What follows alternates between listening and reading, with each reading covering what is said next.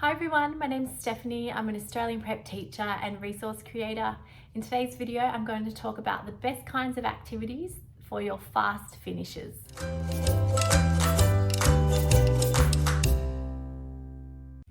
So what do I mean by fast finishers? Basically those kids when they finish their work ahead of the rest of their classmates. Sometimes they're called fast finishers, early finishers, whatever. When the kids finish their work, the rest of the class is still going.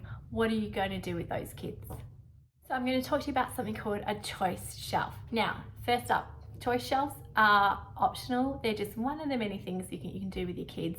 It doesn't mean that's the only thing you can do with your kids. You might get them to do some whiteboard work, reading corner, those all work great. But today I'm going to talk about a choice shelf. Okay, so a choice shelf, I'll put a little photo here. Basically in my classroom, it's a literal shelf and it's got little tubs in it.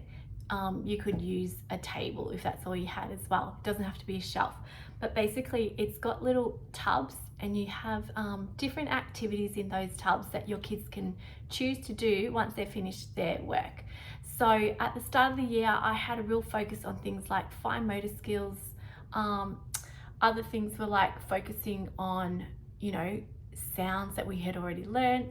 If we were learning about the numbers 1 to 10, I'd put in activities that help practice those things. So very fun, kind of playful activities that are also consolidating their learning.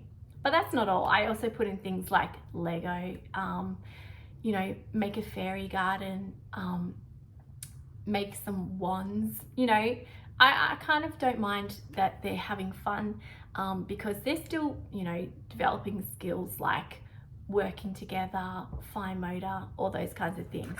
So a choice shelf can really have in there whatever you think. The kids love it, for them it's play, but I feel like they're still learning at the same time. So how often would I change the activities in this? Well, at the start of the year when I was all motivated, I'd do it weekly. I'd change them around weekly, but then I got a bit lazy and I started changing them more like every 2 weeks or even longer really. But it's not like the kids mind it, it was fun for them. So you could change it however often you want. There's no rules. When I do change it though, I recommend getting your kids in a big circle and showing them the activities one by one, so they really understand what they have to do in that activity, and it also builds a bit of excitement as well. They're very good at packing up. You teach them that at the start of the year, how to pack it up and use it responsibly, and then they do it. It's great. So choice shelves are great.